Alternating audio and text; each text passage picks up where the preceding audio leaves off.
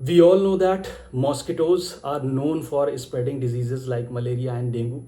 तो मलेरिया और डेंगू के वायरसेस को ईजिली मॉस्किटोज स्प्रेड कर सकते हैं, बट ऐसा कभी हुआ नहीं, ना ऐसा कभी सुनाई दिया, ना ही ऐसा पॉसिबल है कि जो मॉस्किटोज हैं वो HIV का वायरस कैरी कर सकते हैं. They are unable to transmit the HIV virus from one person to another. ऐसा क्या है कि HIV वायरस वो ट्रांसमिट नहीं कर सकते?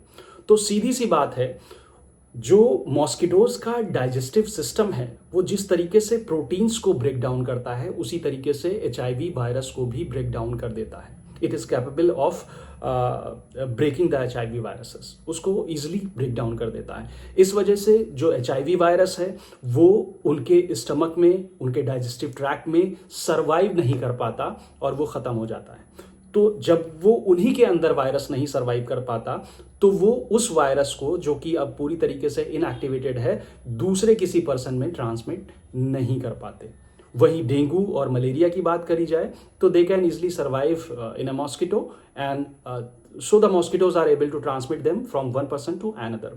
और सबसे बड़ी जो गलतफहमी है हमारे दिमाग में ये है कि जो मॉस्किटोज होते हैं वो एक पर्सन से दूसरे पर्सन में इन्फेक्टेड ब्लड के थ्रू जो हमारा वायरसेस हैं उनको ट्रांसमिट करते हैं. कि एक पर्सन से उन्होंने ब्लड लिया और वो इन्फेक्टेड ब्लड उनके पास है मॉस्किटोज में, और वही इन्फेक्टेड ब्लड की वजह से वो दूसरे जो इंडिविजुअल है उसमें ट्रांसफ़र कर दिया उन्होंने. बट ऐसा नहीं है. इन्फेक्टेड ब्लड की वजह से नहीं, जो वायरसेस इनके अंदर मल्टीप्लाई होते हैं और डिवाइड होते हैं मॉस्किटोज के अंदर, जो वायरसेस मल्टीप्लाई होते हैं और डिवाइड होते हैं वो इनके सलाइवा के थ्रू दूसरे पर्सन्स में ट्रांसमिट होते हैं.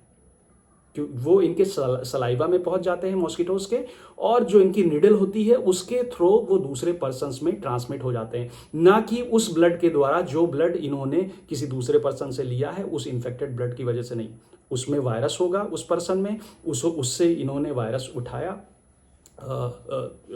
HIV के केस में अगर वायरस उठाया तो वो इजिली डिग्रेड हो जाएगा, जैसे कि तुम्हारी प्रोटीन्स इनके स्टमक में डिग्रेड हो जाती है. बट हाँ, ये जो भी इन्फेक्शंस हैं, जो डेंगू है, मलेरिया है, वो अपने सलाइवा के थ्रू ये प्रोपेगेट करते हैं, वो ट्रांसमिट करते हैं from one person to another. But HIV में ऐसा बिल्कुल भी पॉसिबल नहीं है. जब वो जिंदा ही नहीं है, वो वायरस है ही नहीं, वो मल्टीप्लाई ही नहीं कर पा रहा है, डिवाइड ही नहीं कर पा रहा है बैक्टीरिया में, तो वो कहाँ से ट्रांसमिट होगा? तो इस वजह से उसका ट्रांसमिटेंस नहीं हो पाता.